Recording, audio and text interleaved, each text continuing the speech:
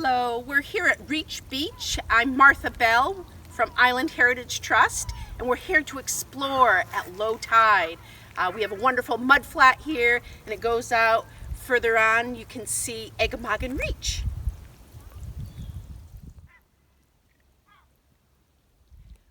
We are now towards the edge of the mud flat, although it does go out a little bit further. However, if I go out further, I might lose a boot. Those gulls out there are not having any trouble whatsoever. They actually like low tide because as the tide goes out, it exposes the flats and potential food for them. As I look through these flats here, I also see little holes, and these little holes are where the clams live. These clams are way down into the mud, and they have a little siphon that they stick up, and if we had a rake or hoe, we could dig down there and find clams living beneath. Many generations have been clamming here for years and years and years, and maybe you'll do it someday too.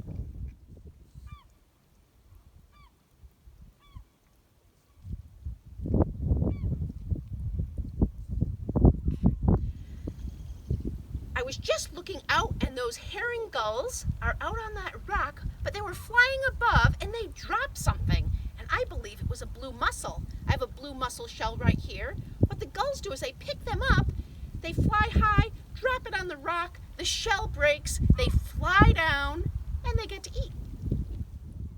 All around me are shells and animals. I have our blue mussel from before and our soft shell clam, but we have barnacles here as well.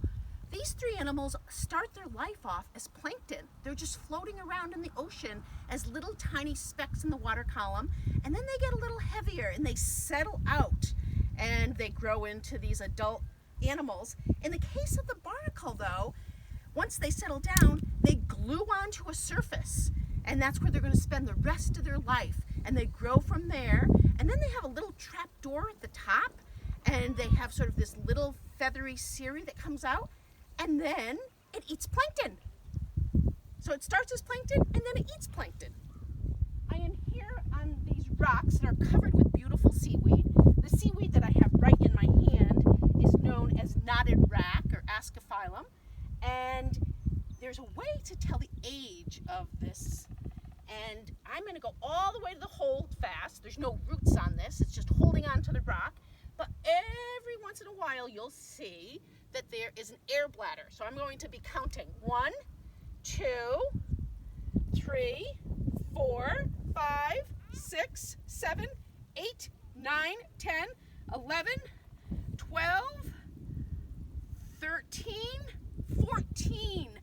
This seaweed is 14 years old.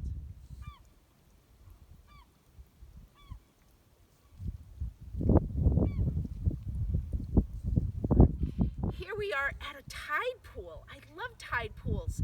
The water gets caught up here as the tide goes out, and it just exists as a pool until the tide comes back in. And what you find in a tide pool, you never know. Oh, and there's casings from a worm, little mounds of mud. Oh!